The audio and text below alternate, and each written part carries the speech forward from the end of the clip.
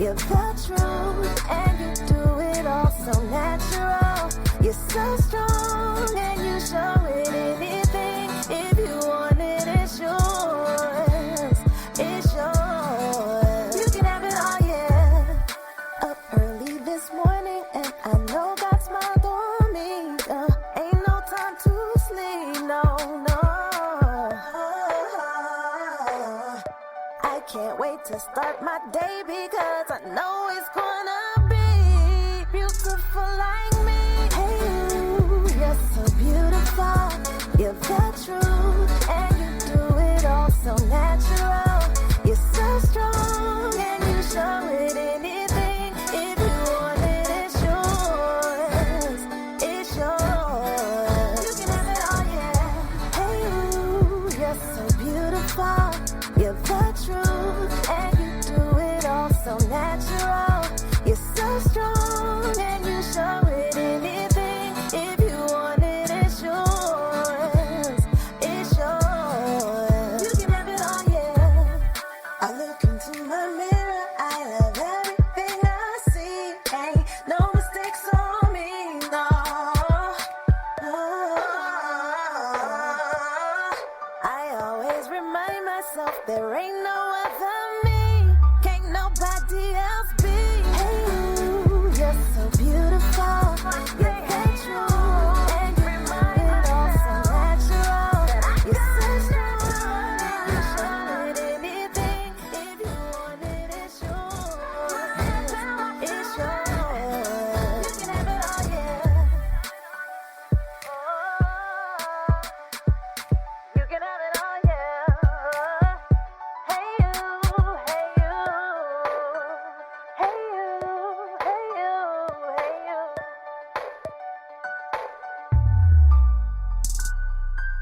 Hey you, you're so beautiful. You're the truth, and you do it all so natural. You're so strong, and you show it anything. If you want it, it's yours. It's yours. You can have it all, yeah. Hey you.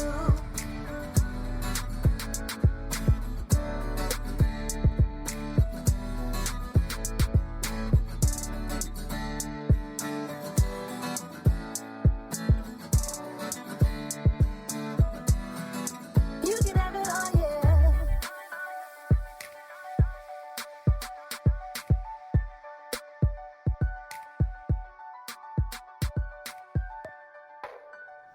And good morning, good afternoon, good evening. Hello to all my listening family all around the world. I want to start off by saying that I appreciate you and value you, and I'm so excited about today's guests who are going to talk about shortly. Of course, the top story that's on everybody's minds right now here in the United States, and my family over at United at London Energy Radio is like messaging me all night long. What's the score? What's the score? So we're all on pins and needles here in the States awaiting the results of the presidential election. There's still many swing states like Michigan, Pennsylvania, I believe Nevada. There's about 6 states that still they're counting ballots and are too close to call. So the remaining states are what they call the swing states, which have the largest electoral vote delegate count. So with the amount of mail-in voting, it's definitely going to take at least another day or so to tally and just double check.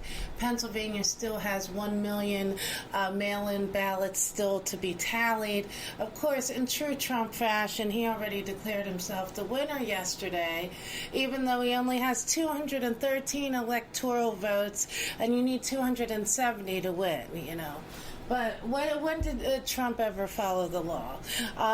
So it is a bit disconcerting, to be frank and honest, that it's this close I would have thought that the moral choice was pretty obvious. I don't know how many groups and minorities Trump has to stomp all over, and how many laws he has to break and ignore for people just to wake up to certain realities. So we're all on bated breath here, waiting to see the results. So Trump, in true sarcastic or democratic fashion, is already saying that if it comes out that he's losing, that he's going to sue. So, this whole thing is just crazy. But there are many celebrities who have been just diligently on the campaign trail, trying to just drum up voters and activists, such as Maxwell. Maxwell has continuously, I want to say over the past 2-3 months, just consistently talking about the importance of voting and being engaged. And he was actually featured in a couple magazines over the last few months, spotlighting celebrities who are just out there pushing the importance of voting. Of course, Common and John Legend have been back and forth to Pennsylvania a couple of times at the various Biden rallies. Common was up and down the East Coast, South Carolina, PA, all over the place, just getting out there, talking to people, speaking about the importance of voting. Alicia Keys, also Wanya Morris and Sean Stockman, of Boyz II Men, and Jermaine Dupri just recorded and released a really uplifting music video talking about the importance of unity and community and voting. So go to their pages, check that out. Of course, Busta Rhymes and many other figures in hip-hop have also been out there speaking continuously about the importance of voting. I just want to take a moment here just to reflect for a moment about the things that the principles I was raised with, as my followers and listeners know. This past year, in March, I lost my father, and my father raised us with the principles and values that we had a responsibility to care about the issues facing all people, that not to take your freedoms and your privilege to vote, to be informed, to be engaged, to care, to stand up and show out. When I was a little girl, I remember, even before I knew what all this political stuff was and what really voting meant in a real way, my dad was always at the polls. He was a poll watcher. He would man phone banks and canvassing, getting people to vote and register. And he always instilled in my sister and I why it is so important to vote, and that the journey of women getting the vote in the United States, and that didn't come easy.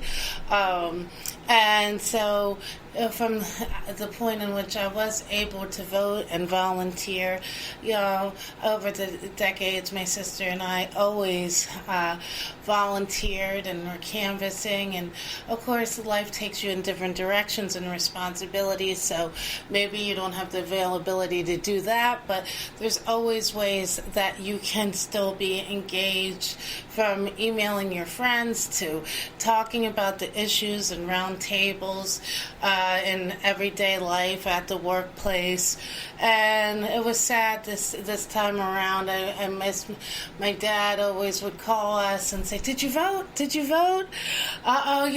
What's your plan to vote? Don't forget to vote." Even the primaries, my dad would always stress the importance of the primaries as well, because he would say to us, "Look, it's not just the presidential election. You have to be involved in the positions in our government that handles our everyday justice system and laws, and be aware of who's your attorney general, who's the judge in your district, and vote in the primaries and the referendums, and know the issues, know what you're voting for, and be engaged. I miss this time around my dad calling me and saying, "Hey, Laura, did you vote? Did you vote? Did you vote today? Don't forget to vote. Are you going before work? What are you doing?" And, he would always mail us sample ballots just in case, to make sure, because sometimes there's different referendums you have to vote for. And he's like, "Well, I know you're busy, and in case you didn't have time," and he'd always be mailing us sample ballots and making sure we knew what was on the table. So it was bittersweet not having those conversations this time around, but I know my dad was with us in spirit, and it's regardless of who wins. Of course, I have my choice that I hope and pray wins. But regardless of who wins, we are all accountable and responsible for how we treat each other, our values, caring about one another, being invested in each other's well-being, and helping each other thrive, and being there for each other, not just on camera or in groups, but in the moments that matter, and helping one another. So regardless of who winds up in office, know that I care about you, I care about this country, and if we just walk in kindness every day, and valuing each other, this world will certainly move forward in a more loving and unified place. I know we're all a little, our nerves are a little on edge, so all day today, of course, later we are going to be interviewing the incomparable, sensational, legendary actress, philanthropist, iconic singer Dionne Warwick. So all of our music today is going to be some of my picks of Dionne's catalog. I'm dedicating this show to my father. Dionne was one of my father's favorite singers. I have so many childhood memories of driving around and listening to Dionne Warwick music, and me and my dad singing her songs to each other. So to have her on the show was truly magical and amazing. So Dad, this one's for you. So we're starting off on our first musical break of just every song of Dionne's fantastic. But here is our first chunk of Dionne Warwick music to get your mood and your spirits right. Remember, what the world needs now is love, sweet love. And we'll be right back after this.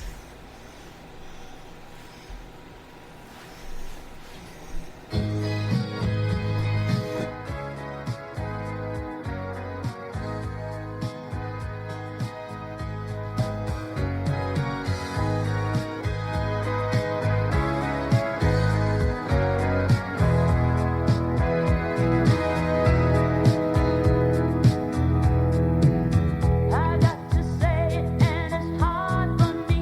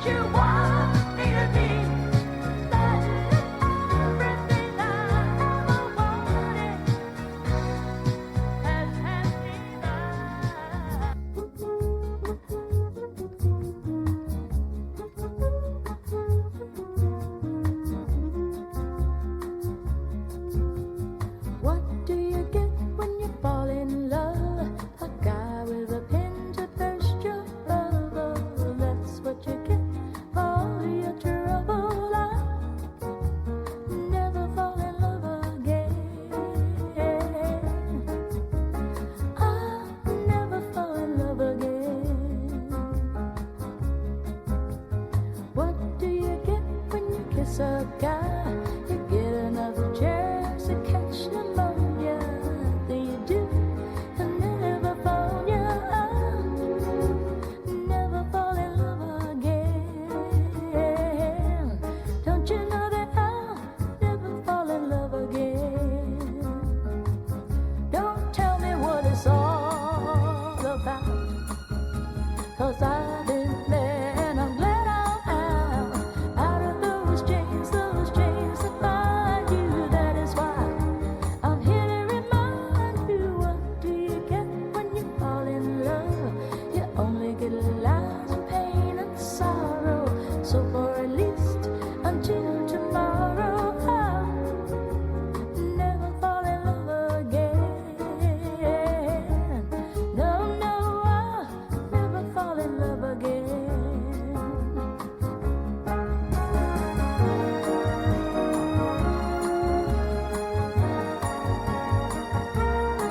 I'm out of those chains that bind you. That is why I'm here to remind you, what do you get when you fall in love?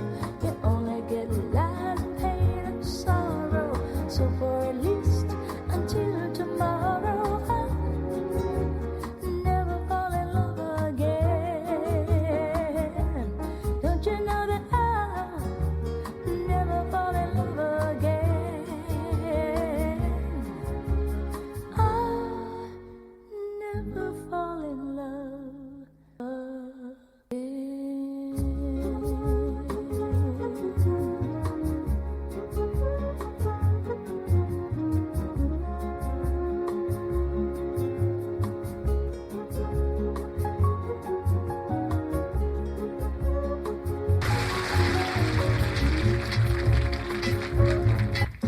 If you see me walking down the street and I start to cry each time we meet, walk on by,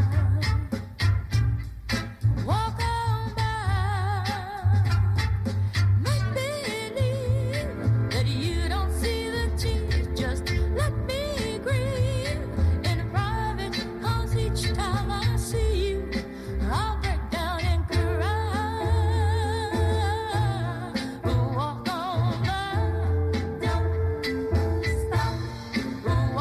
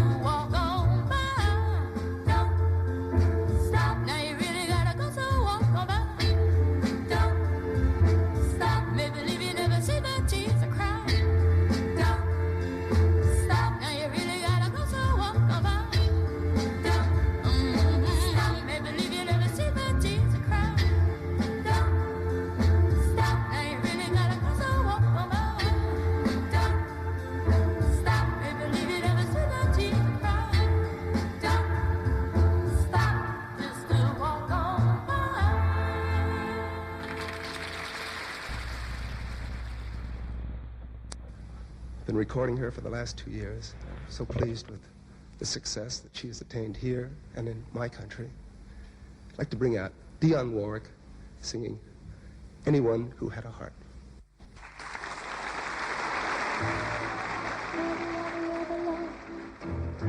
Could look at me and know that I love you. Anyone who ever dreamed could look at me and know I dream of you. Knowing I love you so. Anyone who had a heart would take me in his arms and love me too. You couldn't really have a heart and hurt me like you hurt me and be so true. What am I to do?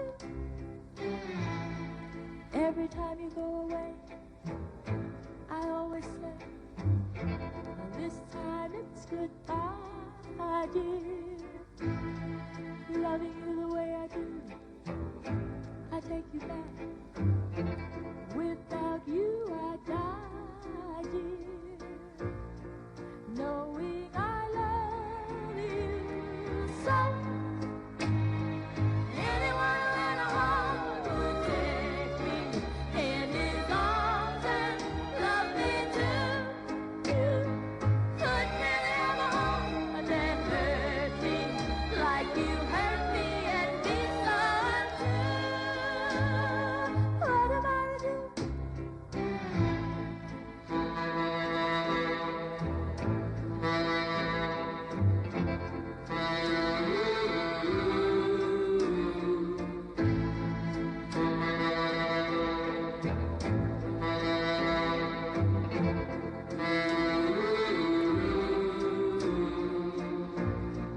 Knowing I love you so. Anyone who had a heart would take me in his arms and love me too. You couldn't really have a heart and hurt me like you hurt me and be so true. Anyone who had a heart would love me too. Anyone who had a heart would surely take me in his arms and always love me. Why won't you? Anyone who had a heart would love me too. Anyone who had a heart would surely take me in his arms and always love me. Why won't you? Anyone who had a heart would love me too.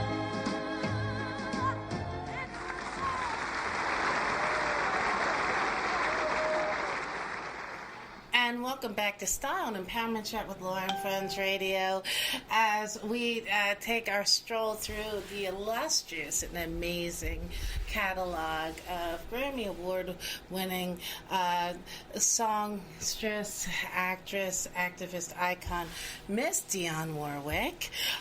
So we actually this past week lost an amazing actor, but before we pay our tribute, I just want to make a mention Philadelphia lost a great jazz trombonist and talent booker, James Dennis, who for over 10 years booked the talent at the Clef Club in Philadelphia.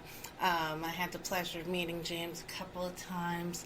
He was just such a nice gentleman, a wonderful trombonist, and just passionate about art and music, and was a fellow activist and was always a champion for artists in the Philadelphia community. So I was so sad to hear of his sudden passing. And we also lost a great actor actually Halloween weekend, Sean Connery, the famous Scottish actor with his 5-decade-long movie career. Of course, his first big film and franchise was James Bond.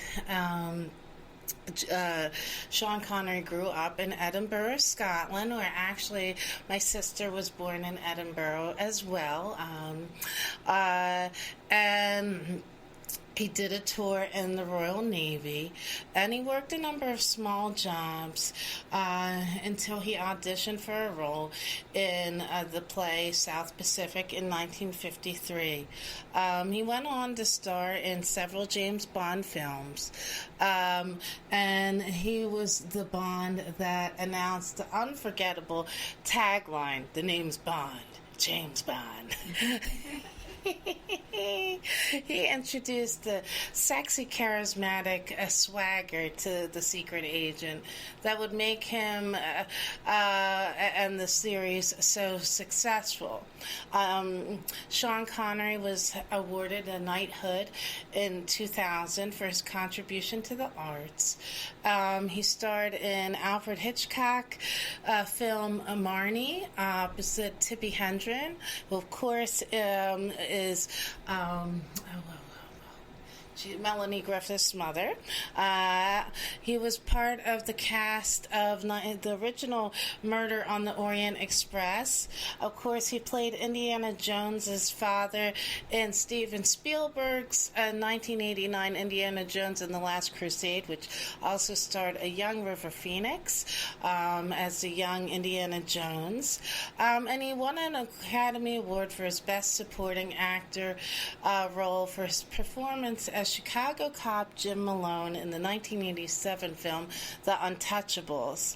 Throughout his life, Sean Connery was a passionate advocate for Scottish independence. He was also an avid golfer. Upon hearing of his death, First Minister Nicola Sturgeon commented that Connery was a patriotic and proud Scot, and that the Scottish nation would now be mourning the loss of its best loved son. Sturgeon later said in a statement, Sean was born into a working class Edinburgh family, and through talent and sheer hard work, he became a film icon and one of the world's most loved and accomplished actors. One of my favorite films that Sean Connery starred in was Finding Forrester. That's another film me and my dad loved to watch together. He was a retired professor, I think fighting an illness, and he befriends and mentors this young boy from the neighborhood, and they just find solace and love within their relationship. And then he leaves him his estate so him and his family can live in his New York townhome and have a better chance at life. And Sean Connery was just such a vibrant spirit, and he will be missed in the world of film. So, of course, today I'm doing a little less talk and a little more music because of the stature of today's guest. I want to make sure that we get in a good hunk of all of her fantastic catalog. So, of course, we are interviewing the amazing Dionne Warwick today. So, Dionne Warwick, let's just go down her amazing accomplishments. Dionne ranks among the 40 biggest hit makers on the musical charts between 1963 and 1999. She has had she's had 80 singles on all combined Billboard charts. So in 2019, the Grammys honored Dionne Warwick with a Lifetime Achievement Award, and she also has received a star on the Hollywood Walk of Fame. Dionne just is such a classy, elegant woman who has opened up the door for so many artists of this generation, and just her catalog is amazing. She's been a host of TV shows like Solid Gold and various showcases. She's played her hand at acting here and there. She's always wore many hats. Charities have always been an important part of Dionne, from AIDS charities to the Carousel of Hope cancer charities. She's always out there raising awareness and using her platform to not only uplift the spirits of other people, but to bring resources and attention to causes and issues. Of course, Dionne was one of the staple of powerhouse R&B singers who came through in the 60s, right in the middle of the civil rights movement and the Jim Crow laws. So all the artists of today, the Rihannas and Sierras, who now can demand all these riders and luxury treatment and everything, stand on the shoulders of Aretha, Whitney Houston, Dionne Warwick, and secondarily Whitney Houston, who endured some of the unsavory treatment and having to advocate for artists' rights and proper payment and percentages of their work that some of the artists of today don't have to fight as hard for.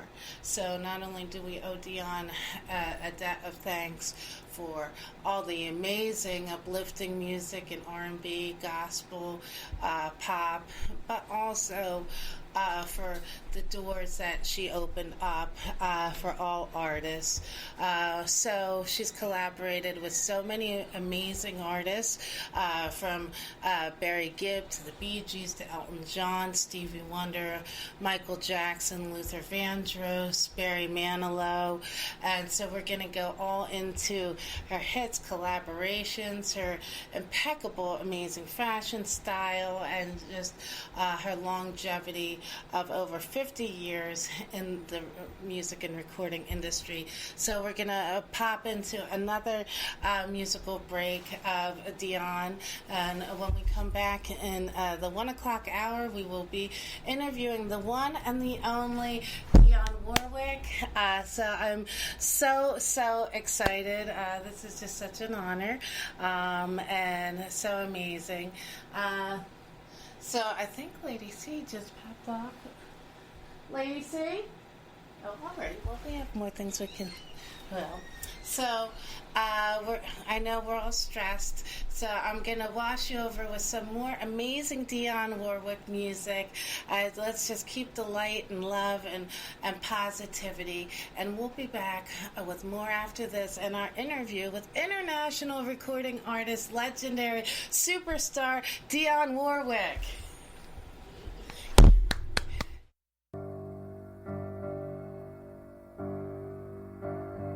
Well, I think I'm going out of my head. Think I'm going out of my head over you.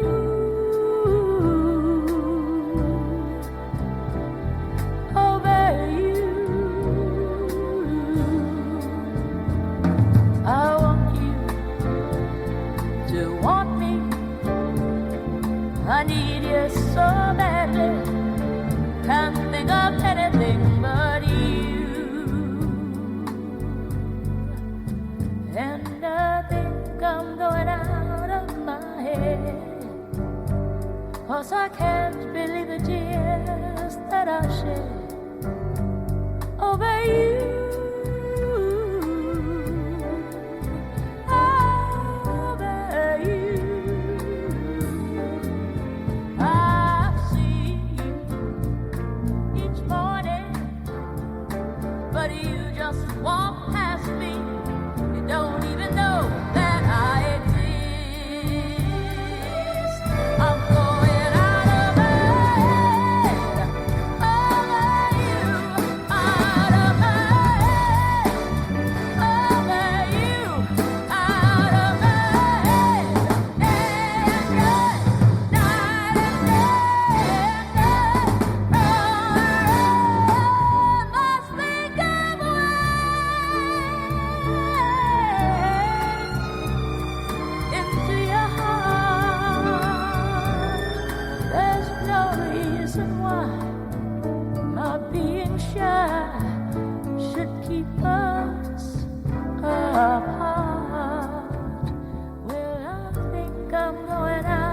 my head.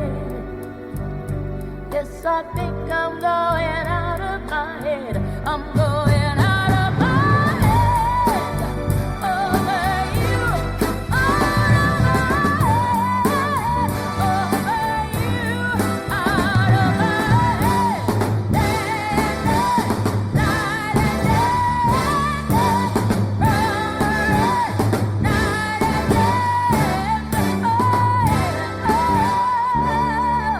I'm going out of my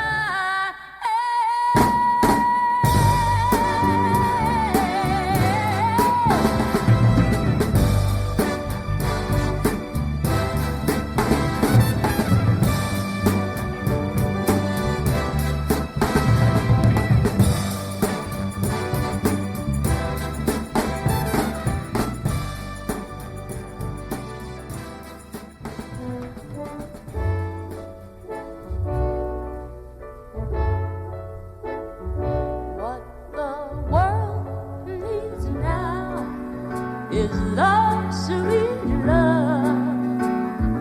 It's the only thing that there's just too little of. What the world needs now is love, sweet love.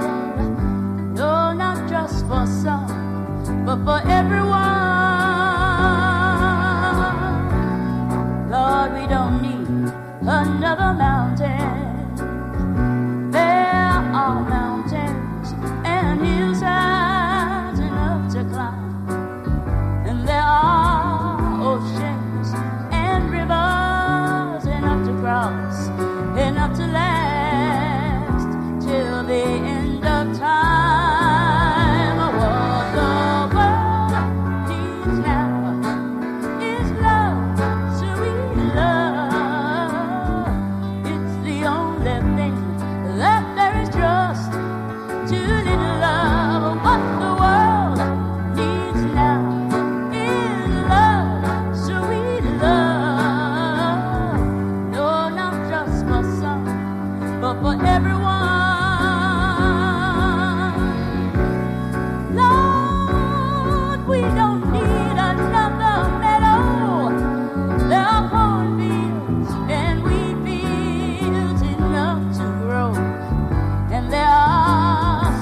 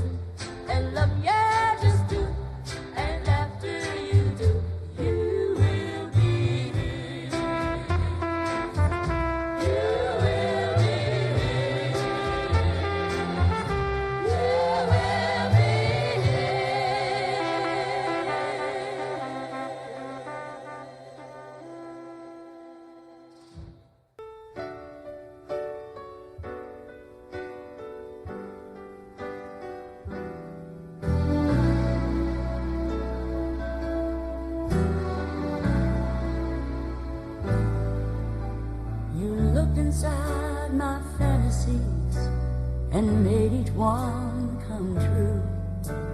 Something no one else had ever found a way to do. I've kept the memories one by one since you took me in. I know I'll never love this way again. I know I'll never love this way again, so I keep holding on before the good is gone. I know I'll never love this way again. Hold on, hold on, hold on.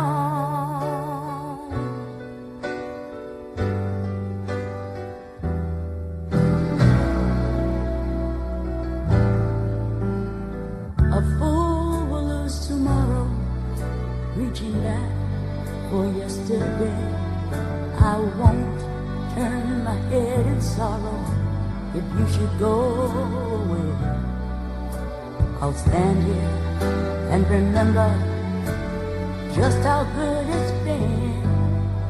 And I know I'll never love this way again. I know I'll never love this way again, so I keep holding on before the good is gone. I know I'll never love this way again.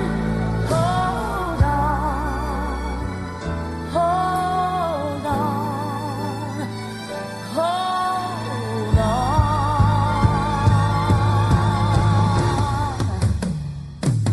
I know I'll never love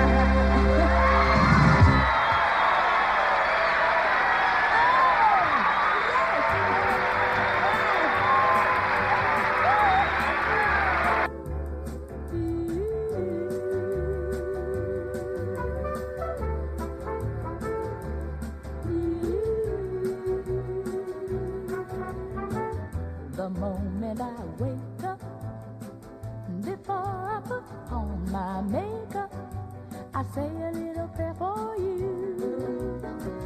While combing my hair now and wondering what dress to wear now, I say a little prayer for you.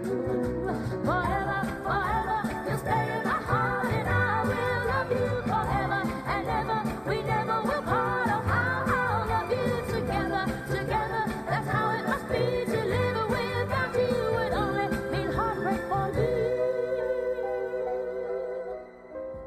I run for the bus, dear. While riding, I think of us, dear. I say a little prayer for you. At work, I just take time, and all through my coffee break time, I say a little prayer for you. Forever, forever, you'll stay in my heart, and I will love you forever and ever. We never will part. Oh, how I'll love you together, together. That's how it must be to live without you. Would only mean heartbreak for me.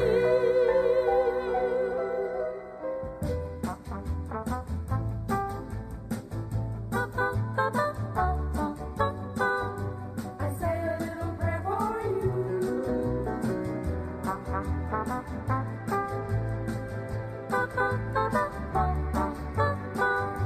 I say a little prayer for you. Forever, forever, you'll stay in my heart, and I will love you forever and ever. We never will part. Oh, how I'll love you together, together. That's how it must be to live without you. Would only mean heartbreak for me. My darling, believe me, for me there is no one but you. Please love me too. I'm in love with you. Answer my prayer. Say you love me too. Why don't you answer my prayer? You know every day I say a little prayer. I say a little prayer. Why don't you just answer my prayer?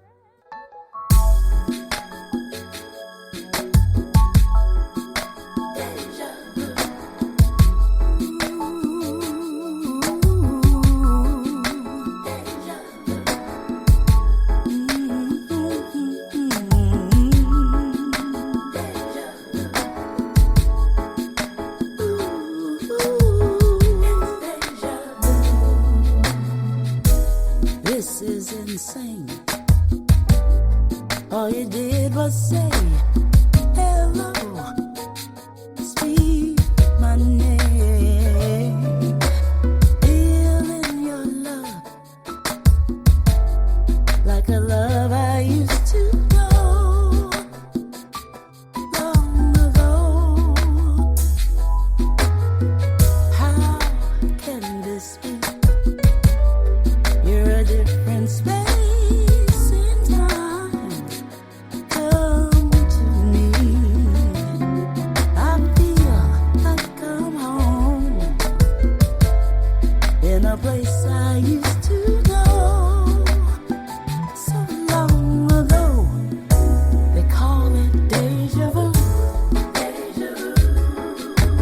Could you be the dream that I once knew? Is it you? Deja vu. Could you be the dream that might come true? Shining through. I keep remembering me. I keep remembering you. Deja vu. Deja vu. This is divine.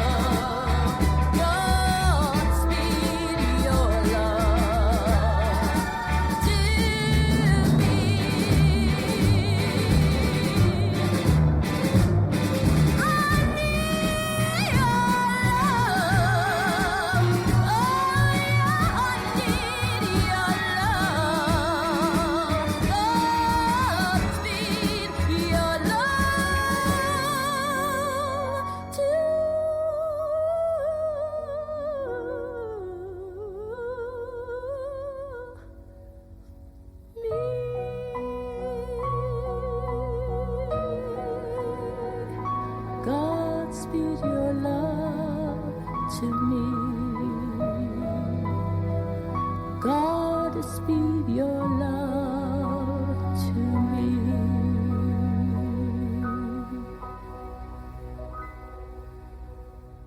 My love is go, go, go, go, go, go, go, go, go, go, go, go. Corbel, make it gold.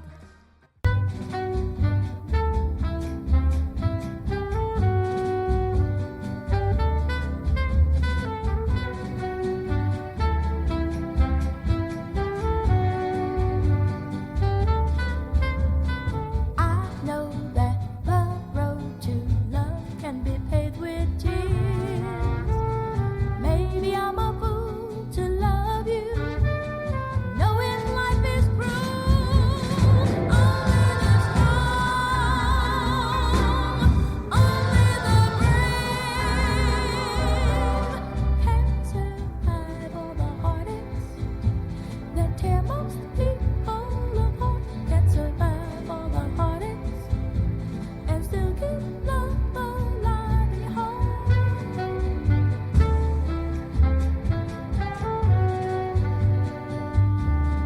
Oh, when you reach out for a star, people pull you down.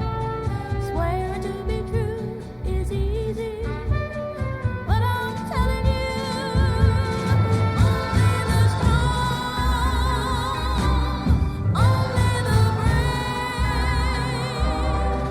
will be loving each other each single step of the way, and be loving each other when all the fears of today have passed. Our love is strong, our love is brave. I know our love will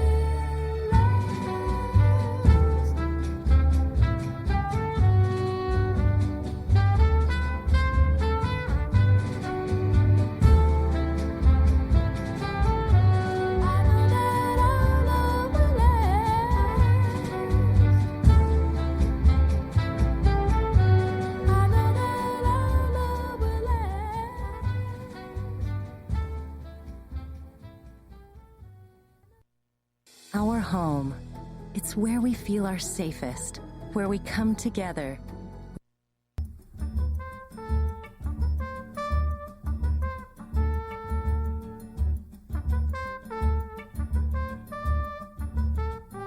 I walk along the city streets you used to walk along with me. And every step I take recalls how much in love we used to be.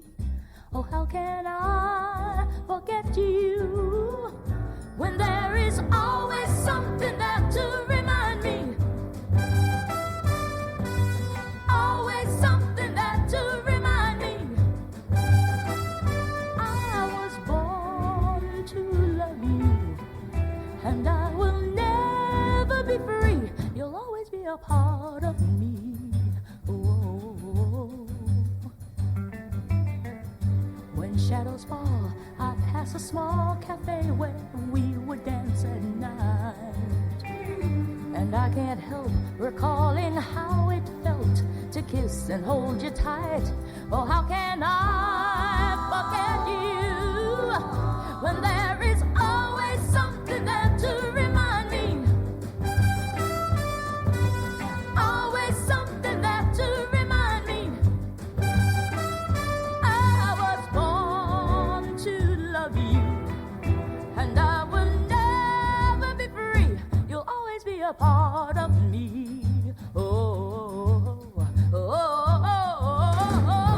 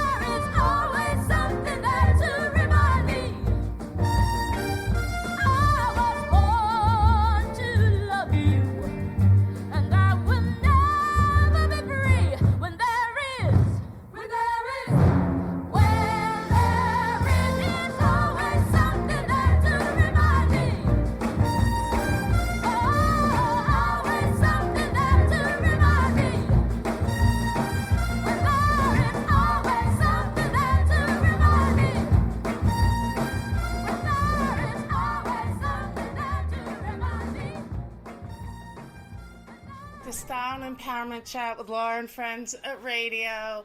I'm just beyond elated, thrilled, excited, and jumping out of my spirit and body to say welcome to iconic songstress, groundbreaker, just amazing queen, a fantastic artist, icon, Dionne Warwick. So to say that I'm excited is an understatement. Well, that's a good thing. Very much. So, before we jump in to the interview, I just wanted to say, as I said previously, I'm dedicating this show to the memory of my father. You were one of my father's favorite artists. I grew up on your music, and so many memories just driving around and singing your songs, which then I grew to love, and we would always sing your songs together. And through you, of course, and Whitney was a pivotal artist in my life and someone I looked up to, and both of your musics were just tapestries in my life. And I truly feel my dad smiling and watching down on this moment because he loved your music. So it's just so amazing to have the opportunity to speak with you today. Well, fantastic. I really appreciate it, and God bless you, Daddy, for introducing my music to you. And so now you've had such an illustrious career, but you're rooted deeply in gospel music. Some people might not know. Of course, your family had the gospel group, the Drinkard Singers. So can you talk to us a little bit about how, gospel just shaped you and just brought the love of music to you early in your life? Well, absolutely. My grandfather being a minister is where it really all started in church. And growing up in a family of gospel singers, my mother and her siblings, her brothers and sisters, known as the Drinkard Singers, there was always gospel music being sung around me and in my home when they did their rehearsals, and of course in church. So gospel has and will always be my first love. Mm-hmm. So now, when was the moment? Of course, you grew up around amazing music and voices. When was the moment where you really found your voice and fell in love with singing and knowing that, hey, this is something that I want to do? I jokingly say, but my mother did say this to me at a very early age. When I would walk around the house singing, she said, well, I guess you're going to do that because you came out singing. It's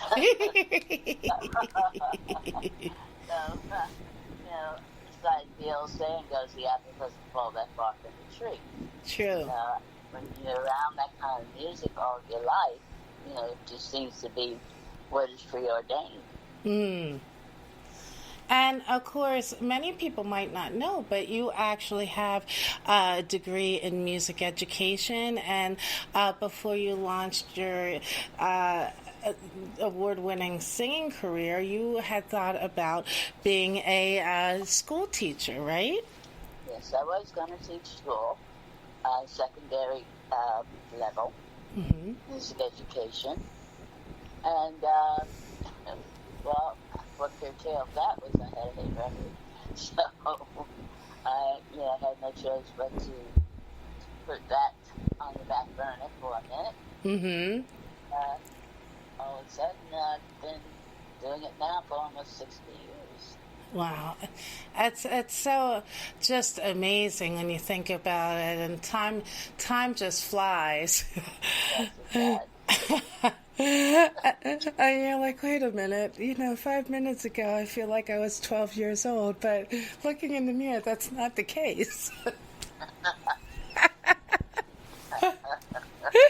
Oh, so now, of course, you initially started out doing a backup singing, and then eventually demo work. So, for those who aren't, versed in the industry, can you explain a little bit what demos are, and the importance of demos, and eventually how you met Burt Bacharach?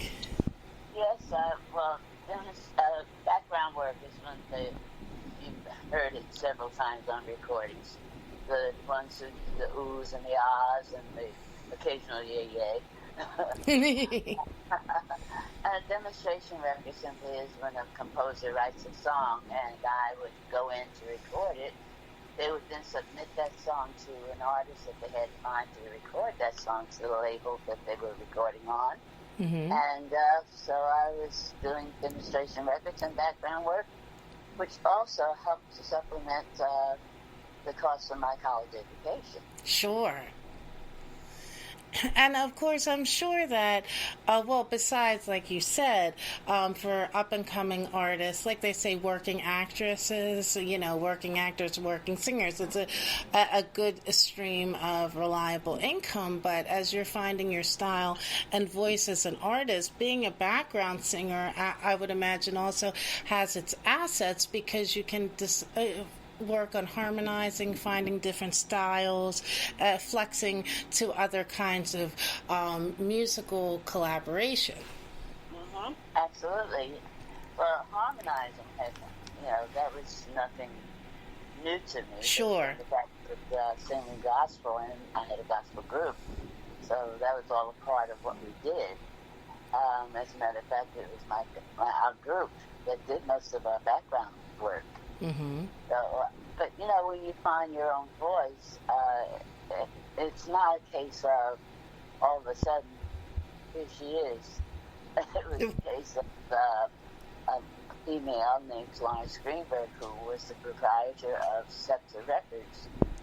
I did a demonstration record for the Shirelles that Burt Bacharach and Hal David wrote, and she did not want the song, she wanted the voice, and it happened to be me.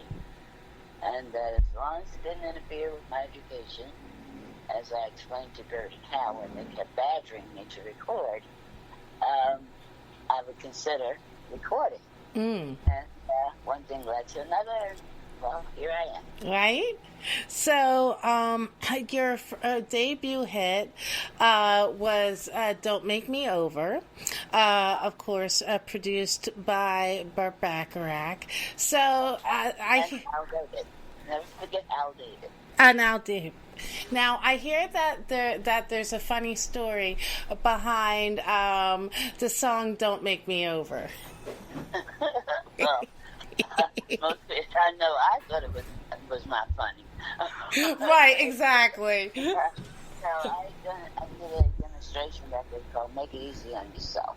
Yeah. And they kept asking me to record. You've got to record, you've got to record. So, okay, one condition, and that is make it easy on yourself would be my very first recording with you. And they promised that was going to be. I was on my way now from school, college, to a background session with some demonstration records. Had my radio on my car, and out of my radio, this voice of Jerry Butler singing, Make It Easy on Yourself. Well, that didn't quite sit too firmly with me. And when I arrived in New York studio, I kind of confronted both of them, saying, you made a promise to me, and I have two kinds of promises. You cannot ever do this to try to make me over. And Al David took pen to paper and came up with Don't Make Me Over. Well, not only is it just such a timeless, phenomenal song, but I think it's just such a lesson, not only to other female artists, but just women in general, that, hold people accountable to their promises and believe in yourself strong enough to stand up and ask for what you deserve and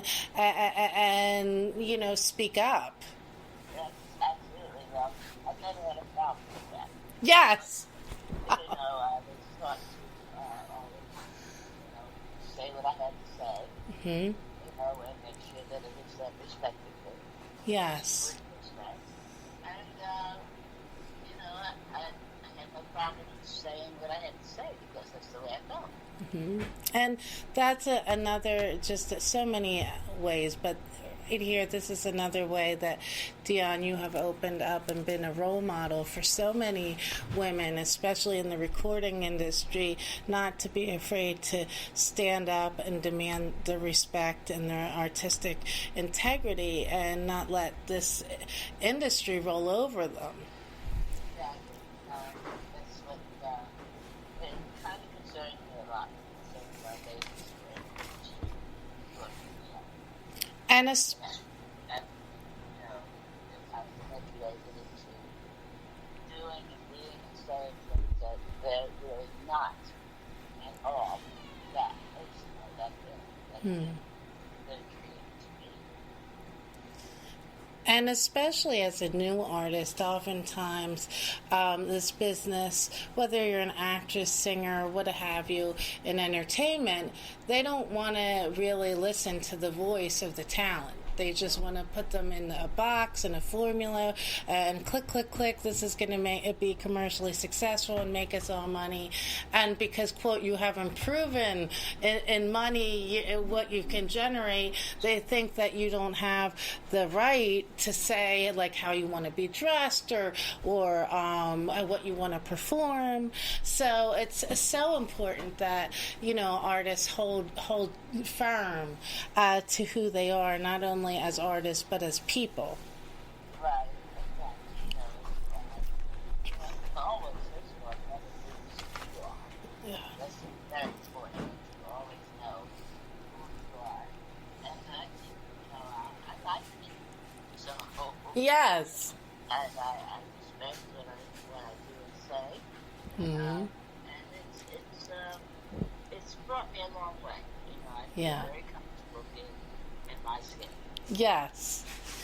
And so now, of course, in 1962, you were introduced in an amazing concert in France by actress and a fashion diva, Marlene Dietrich. So, and I know you've said that she was a mentor in your life.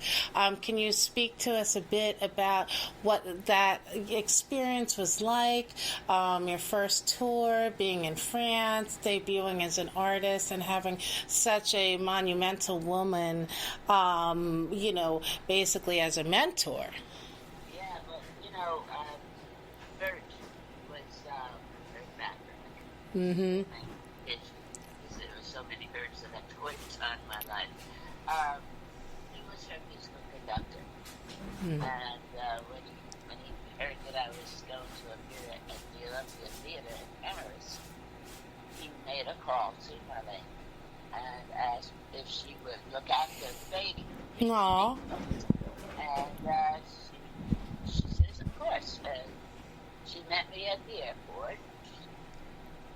She put me into a limousine with her and took me from the airport to my hotel, got me checked in, and then we went to the Olympia where she did my lighting, my sound check with the orchestra, and then proceeded to take me into my dressing room so she wanted to see the clothing that I had brought to wear. She wasn't too pleased with what I had brought to wear, which I truthfully lost her mind because she threw my clothes into the hall out of my dressing room. She would take it off and throw it out. She said, "You're not going on stage in that."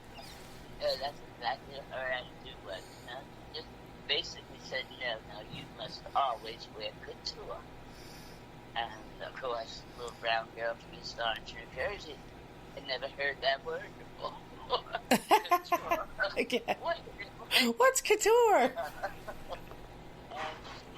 she introduced me to the And absolute designers of the day. And from that point on, that's been my absolute way I look and dress. Well, I know we were gonna do our Zoom situation, and hopefully maybe later we can chat. But I'm dressed in sparkle in honor of you today, Dionne. I love all things glitzy and sparkly. It just makes you feel good. And one of many things that I loved in growing up, looked up to you for, was just your glamorous, feminine, and sparkly style. So I have a little sparkly jacket on today. In honor of you and all your fabulousness, and of course, you and your fellow sister artists came from an era in the 60s, 70s, early 80s. It was the focus, especially in pop and R&B music, about your image, being polished, being put together, carrying yourself with grace and elegance, what I call like classy, sexy, not letting it all hang out, and being graceful. And growing up as a little girl, as I was finding my style and the women that I wanted to be like, Whitney, Chanel, like these were all people that I looked up to just as like these magical, glamorous women. And I thought, one day when I grow up, I want to be like that. Right. Well, I had the most incredible mentors. Yeah. My who introduced me to couture. Yes. But I also had people like Lena Morgan and Ella Fitzgerald, Sarah Vaughan, and Diane Carroll, who were definitely the people that I looked up to, and they were an image that I felt, yes, that's what I want to be like. I want to look like that. I want to work in those places that they were working, and I wanted to carry myself in that same fashion. Prior to these ladies, of course, I had my mother and my aunts who were also very fashionable. Mm-hmm. So, I come from a line of seeing our women from their full potential. So, yes.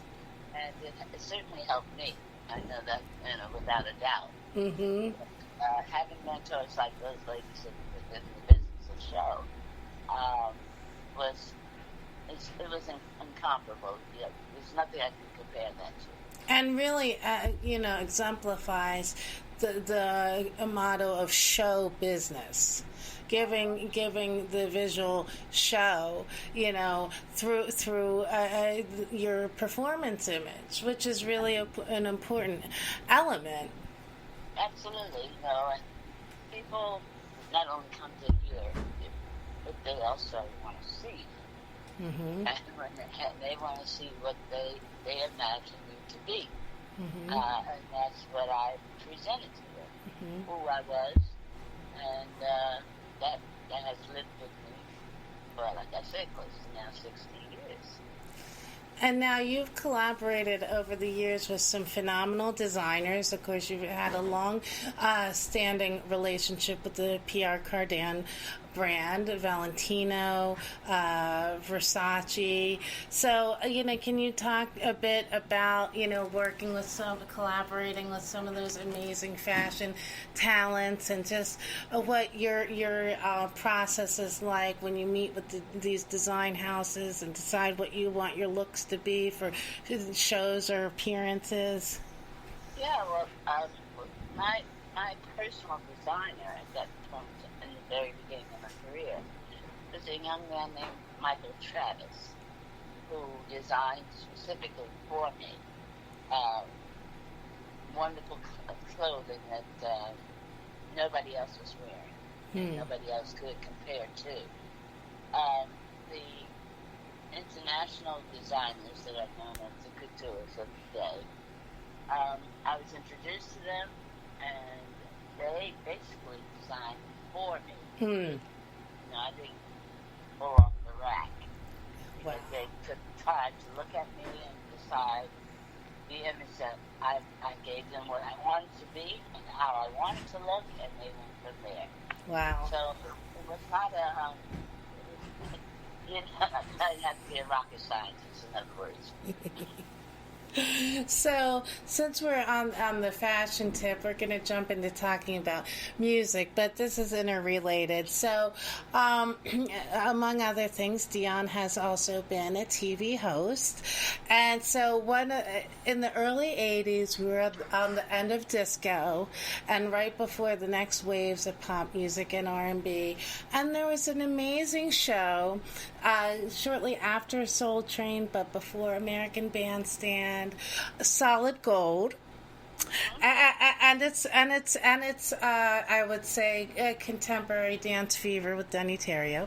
So every I know I'm going into the vaults with that one. So, growing up as a little girl, we watched Solid Gold, and I would always be so excited to see what's Dionne gonna wear this week. Yeah, I know, everybody did. Right. Like I said, Michael Travis, for the first couple of seasons, those were his gowns that I wore. And, he was magnificent. I miss him terribly. He's passed on, unfortunately. But he certainly made sure that I looked a certain way. Yeah. And I'll never, ever be able to thank him enough for that. And of course, when you feel you're looking your best, it changes your energy and your mental, and then helps you relax so that you can be your best creative self when it's time to perform. Oh, absolutely. But I had no problem with that. Oh, of course. Some ago, I had a ball. It was a lot of fun to do. And, I'm a talker. I love to talk. And being able to present new talent as well as some of my peers. Mm-hmm. It was a joy to do. And, of course, we actually played the song earlier, but you actually, on one of the early episodes, had a duet with Whitney, who was just inducted into the Rock and Roll Hall of Fame. Yes. Long overdue. And I'm sure it was just back in that time when everybody was at the height of their careers and forming their own celebrity and stuff. It must have really been a joy from like the family point of view to be seeing each other succeed and cheering each other on, and then being able to bring each other in on different projects. Mm-hmm, absolutely. That's what family is really about, I think. Exactly. To be supportive and to be there when you need it. And that's exactly what we do as a family.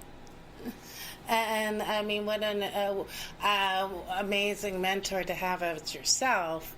Oh, my cousin's Dionne. Yeah, who's your cousin? My cousin's an international superstar, amazing goddess. Oh, who's your cousin? Yeah, but, that nice. She did that sometimes as well. Yes. Yes. But, she was a sweetheart, and, and I just was there for her. She knew that. Yes. Never a minute when, she said, well, I have to do this, and how do you do this, and what do you say, and where do you, only when she asked did I give her any information. Yeah. I did not push myself on her to, oh, you can't do that, you have to do it this way, you can't do this, you got to say this way. No, unless she asked me a question, I needed an answer. And if I had the answer, of course, I imparted it to her.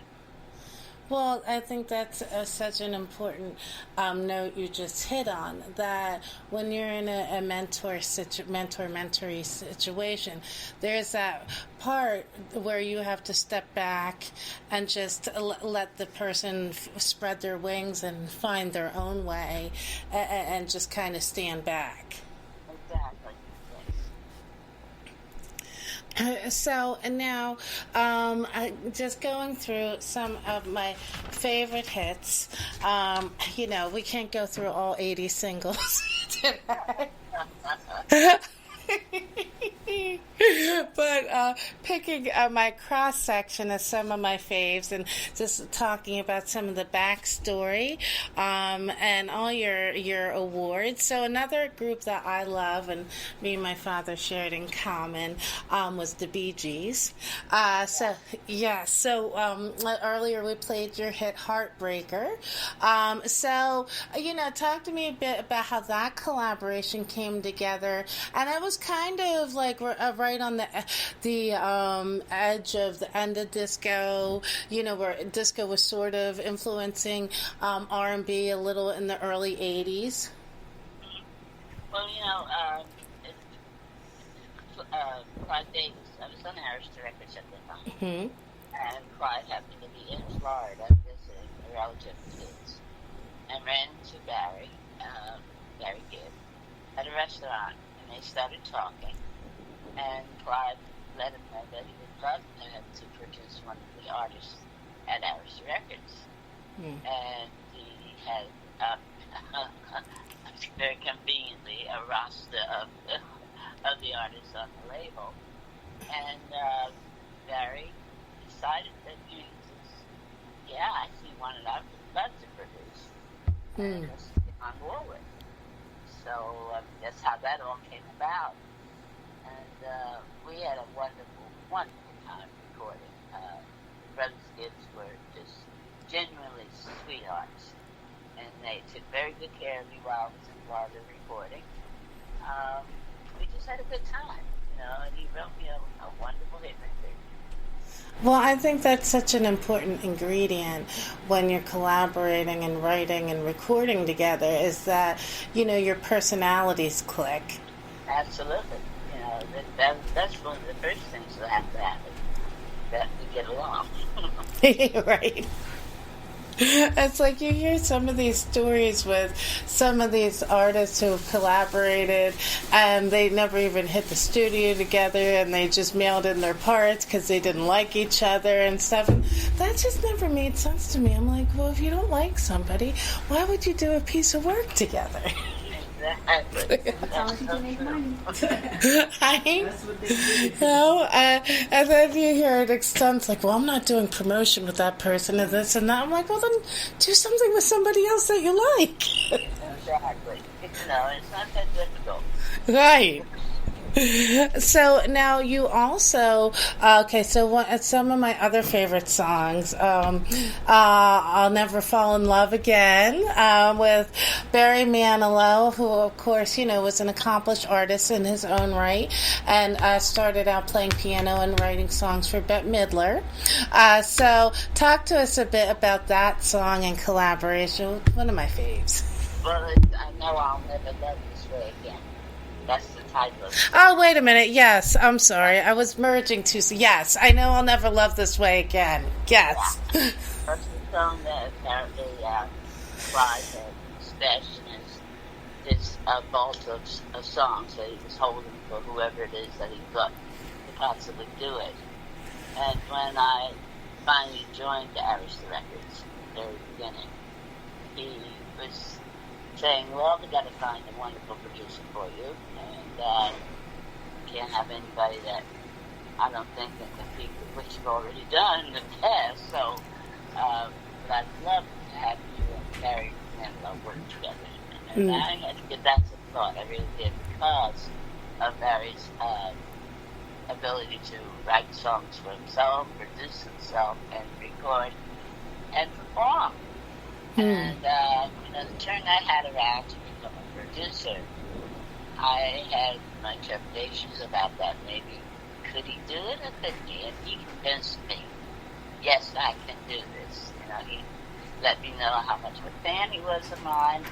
He displayed when I went to his home on his piano all of my albums that he had. Aww. I said, oh, okay, you kind of know who I am. And the one thing that was wonderful, not only about Barry Manilow, but also about the Brothers Gibbs and any other producer I've worked with, they understood what I was bringing to the table, Mm-hmm. and that they did not want to alter that.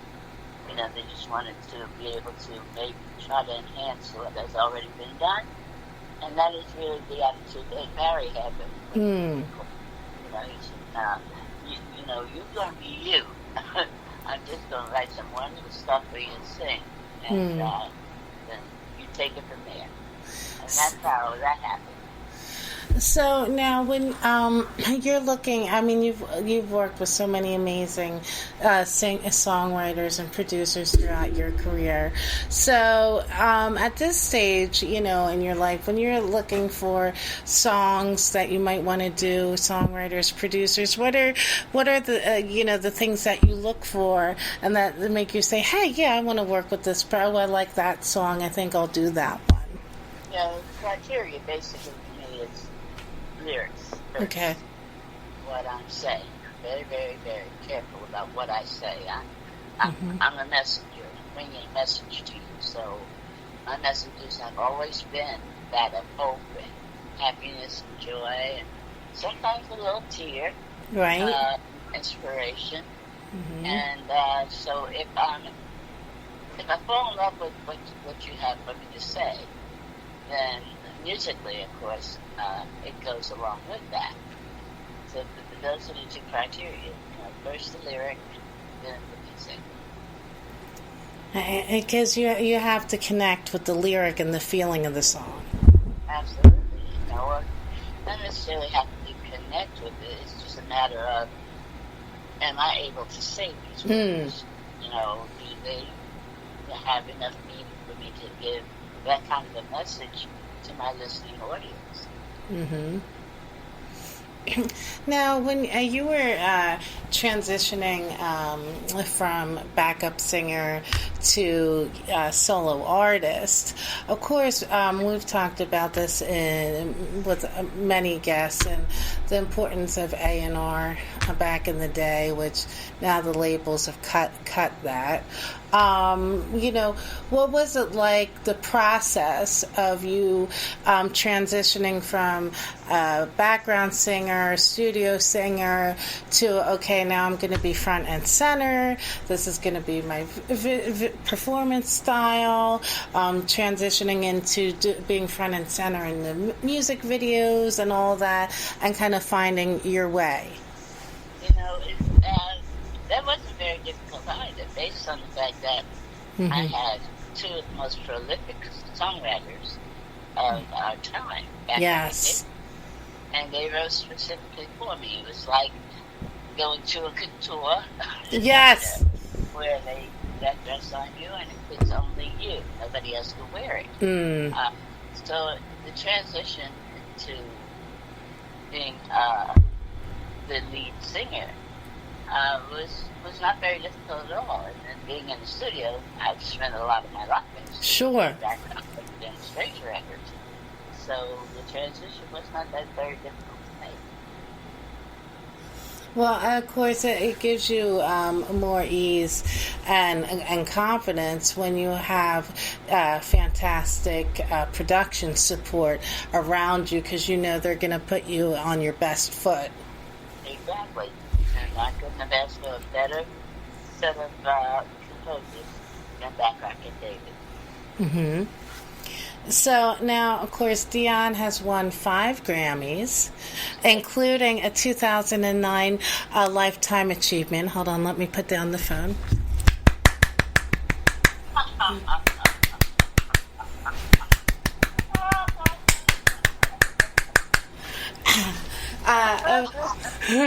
Very well deserved. You're too cute. You really are. See, and I'm so disappointed that the Zoom didn't work, because I actually have a crown in my bag, and I was going to virtually put a crown on your square. But you know, that'll be for another day. We'll take a Zoom rain check. Okay. So now, in 1980, among many feats that Dionne has accomplished, she was the only artist to win a Grammy for 2 songs in 2 separate categories in the same year. So you want to talk about a groundbreaker, an artist, woman, queen, who showed what is possible and then did it. So That was very exciting. I gotta tell you, it was one of those evenings that happen once in a lifetime. Mm-hmm. And I was so fortunate to be the one that it happened to that particular evening. I won in 2 categories, pop and R&B.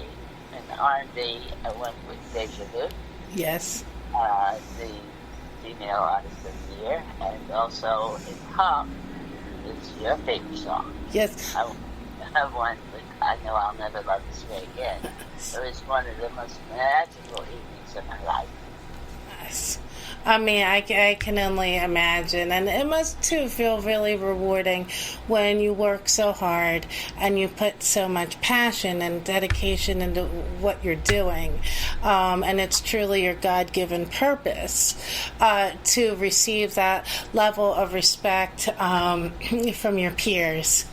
Absolutely. And that's what Grammys were at that point. And when I was receiving Grammys, and when Grammys are really looked at as the actual our Academy Award in the music industry, when your peers who voted for you make a decision as to who they felt did the best job at what they were doing that year, and to be recognized by your peers in that fashion is quite something.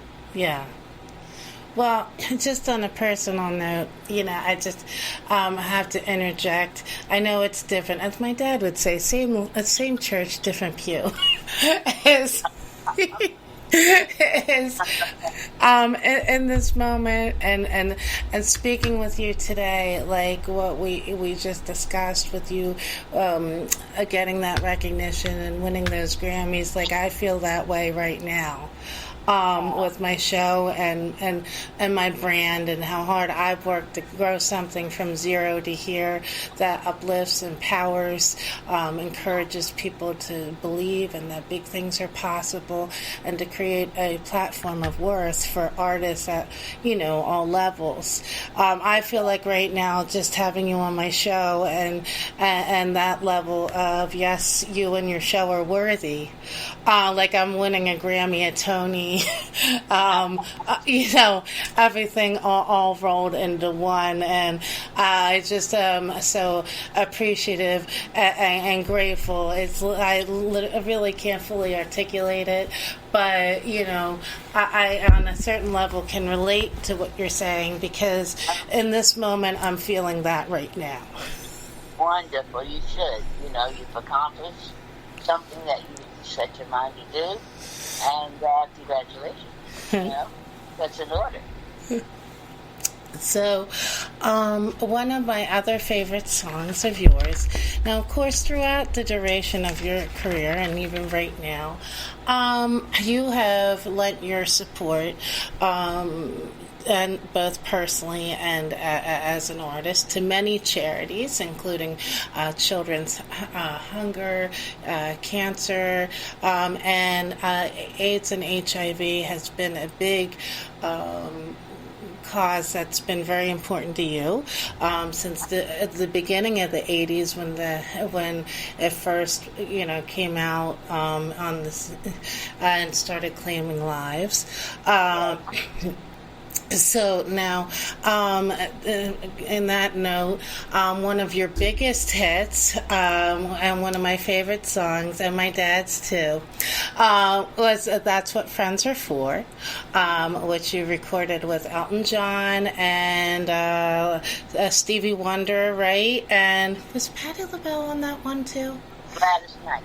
Yes, yeah, Gladys Knight, yes. So, I mean, and that was just such an iconic song moment. I believe the song raised something like $3 million for AMFAR, was it, that it benefited? Yeah. So can you talk to us a bit about just the inception of That's What Friends Are For, and just that whole moment? Yeah, I was getting ready to record a new project, and Clive had asked Burt Bacharach and Carol Bear Sager, who he was married to at that point in time, to write a couple of songs for me and produce it. And I had just left their home listening to songs, and I was watching TV very, very late at night. It was about 2 o'clock in the morning. And this film was on, and I kind of slept through most of the film. But when the roll was going up as to who participated in the film, and came to the music, and I was listening to the song as the credits were rolling, and saw Burt Bacharach and Carol Bear Sager. I said, well, why didn't they play this one for me when I was there today? So when I went up again later that afternoon, I asked them about that song. And Carol, I mean, she should have been a comedian. She said, well, now 4 people know that song. I said, what are you talking about, 4 people? I said, yeah, Rod Stewart, who sung it originally, Carol, herself, and Bert, and now you. And I said, well, why don't we let the world hear this song? I'd love to record this, and I'd love to include my friends. This is about friendships and the meaning of friendship. And they thought I'd lost my mind. They said, well, if you want to record it, yeah, okay. Well, fortunately, it was a case of us being in the studio together recording, and Elizabeth Taylor, who was a friend of Bert and Carol's. And of course, a huge HIV advocate at the time. Yeah. You know, she was, it was before the beginning to put together AMFAR. And she asked us, she said, listen, I know it's going to be a big yes or no immediately, but would you mind if that song became the song for AIDS? And we all looked at each other and said, well, but, you know, knowing that we had lost a lot of people within our industry, we lost hairdressers and designers and dancers and musicians. I mean, AIDS is running rampant. So we all agreed, yeah, why not? You know, if our talent's going to be of assistance and do some good, why not? And, well, the rest, I guess, is history. The first $3 million that really started it. Yeah. Was raised, and through wonderful people who decided to buy the recording, because that was the other thing that was wonderful about it. Both of the writers, Bacharach David, Bacharach Sager, decided that they would give up their publishing, and the cameramen who shot the film, the videos, Wow. gave up the cost of that. The studio that we recorded it gave up the cost of that. The engineers gave up their salaries. Everybody wanted to be a part of doing something wonderful, and that's exactly what we did. And it truly was a magic moment. Absolutely, it was. The song, so it said it transcends not only the charity aspect of it. It's been used for the welcoming of a birth of a child. It's been used at graduations. It's been used just basic friendships and birthdays and weddings. It's a song that transcends the real meaning of friendship. Yes. And I remember the music video like it was yesterday. I think I was maybe like 8, 9, and I'm like, oh, wow, look, there's Stevie Wonder and Gladys. I just thought it was so cool that everybody was all together and vibing, and you could just see like the warmth really just jumped off the screen, that people weren't really like, it wasn't about egos and pretending and whatnot, that everybody authentically was just so happy to be part of this project that was positive and wanting to help people. Absolutely. And what leaves me more, excuse me, more than anything else, these are my friends. Yeah. And they wanted to be a part of making sure that we were doing something wonderful. And that's exactly what we did. Good. Now, another wonderful project, a charity project that you did with some of your other friends was you participated in We Are the World, which of course was raising money for World Hunger. And Quincy Jones and Michael Jackson produced that one. So can you talk a bit about that experience? No, I've been asked that question several times. Oh. It's almost impossible to give you an explanation about it. Yeah. It was one of those entities where he had to be there. He just had to be there in order to know what that felt like. Mm-hmm. Just being in that room with so much iconic talent, it's just so amazing. And if you think about it nowadays, would something like that be able to even happen? Because so many artists of these generations now, it's, oh, my writer, my this, my that, well, what am I getting, all that stuff, and here back then, it was just such a magic time where... we grew up in this during a period of time where camaraderie was something that we revered. We supported each other, we cared about each other. Mm-hmm. I know myself when one of my peers was performing anywhere near me, I'd buy my ticket.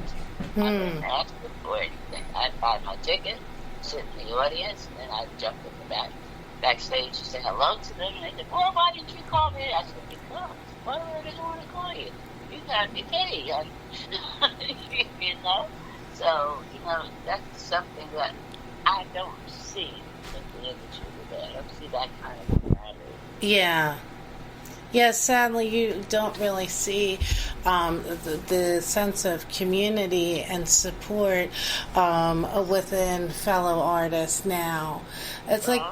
It's like you see, I kind of see like sub-cliques, so this artist hangs with this one and that and this, but like you just said, there's not the sense of community where, look, I'm not only going to support you by showing up, I'm going to buy a ticket, I'm going to bring my family, I'm going to be there. If you have something going on and I believe in you, I'm there.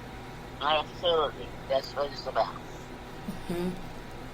So, and now you also have said recently that you've fallen in love with Brazil, and that one of your dreams is to retire there. So, can you talk to me a bit about just how Brazil's touched you and what you just love about the country and the culture? Often, I started touring Brazil in the early 60s. Yeah. The industry, and I fell in love with the country. I fell in love with the people. Mm-hmm. Music, of course, is primary as far as I'm concerned. I have a multitude of friends there. I've lived in Brazil for almost 25 years. And it's just become a place that I fell in love with, and apparently it fell in love with me too. I've been accepted as one of their own.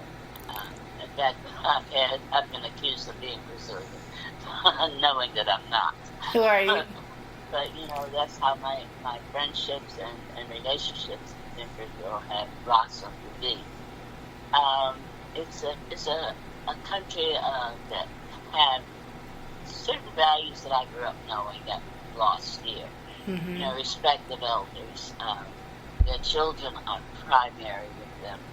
I couldn't believe what I was seeing on occasion. I would go shopping on Saturday, and you couldn't get into the malls because entire families shopped together. Mm. You see the grandmother and the grandfather and the grandchildren and the mother and the father and cousins and aunts. I mean, it was amazing to see, you know, and it even was wonderful to see families sitting at a table eating together for a change, you know, which we've lost sight of here. You know, I don't know too many families that still do that.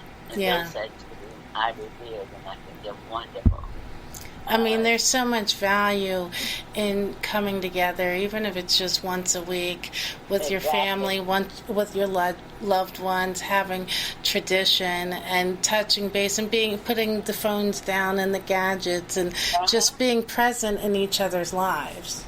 Exactly. And that's what I found in Brazil. And that's where I'm going to be once I decide to retire and decide to live my life the rest of the way I want to. That's where it'll be. Oh, well, Dionne, you have, had such amazing longevity, and you know, with everything, I'm sure personally endured. There's ups and downs, and you know, turnarounds and merry-go-rounds, and you've still remained to be such a loving, positive, beautiful person inside and out. Can you talk to us a bit about just, you know, through the journeys of your career and advice you give to others of not letting the speed bumps and the things that frustrate you or disappoint you or stress you out just change you or drain your spirit, and just, you know, continuing to have just a happy vibration? Well, it's not there's no secret to it. Yeah. Like I said earlier, I like me. Mm-hmm. And in order for me to continue to like me, I have got to take care of me. And in so doing, I have choices. And we all have choices. Mm-hmm. You know the right ones, and you also know the wrong ones. Right. It's basically what your decision is at that point in time. Do you want to take the right one or take the wrong one? Mm-hmm. I have no reservations about anything I've done or will do. Mm-hmm.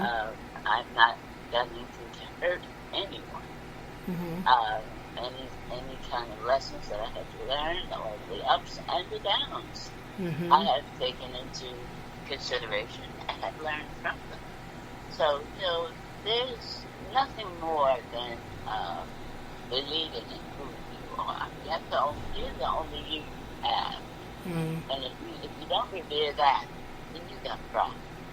So, yeah. and baby, we're going to have to kind of wrap this up. Okay, well, it has been just such an amazing experience. I thank you for sharing all your experiences and perspective and light with us today. To stay in touch. I thank you for everything that you've done for women and the industry, and I can't say enough how much this has meant to me. So thank you to our listeners for tuning in today. Of course, you can catch us in syndication on Friday on London Energy Radio, FM World Pakistan, Sunday on Downtown Hot Radio. So catch us in all your time zones. Follow Dionne Warwick on all her social media. Of course, you can follow me on the Style and Empowerment Chat with Lauren Friends Facebook page. We wish you love and happiness and happy vibrations. Thank you so much, Dionne. It has been an honor and a pleasure to have you on the show. It's been my pleasure, darling. You're wonderful. You really are. And continue to do what you do. You do it very well. Oh, thank you so much. So we're gonna close out with another block of the sensational Dionne Warwick. Until next week, stay strong, stay beautiful, stay empowered, and we'll be welcoming Don Robinson from In Vogue to our show next week. And we'll be back.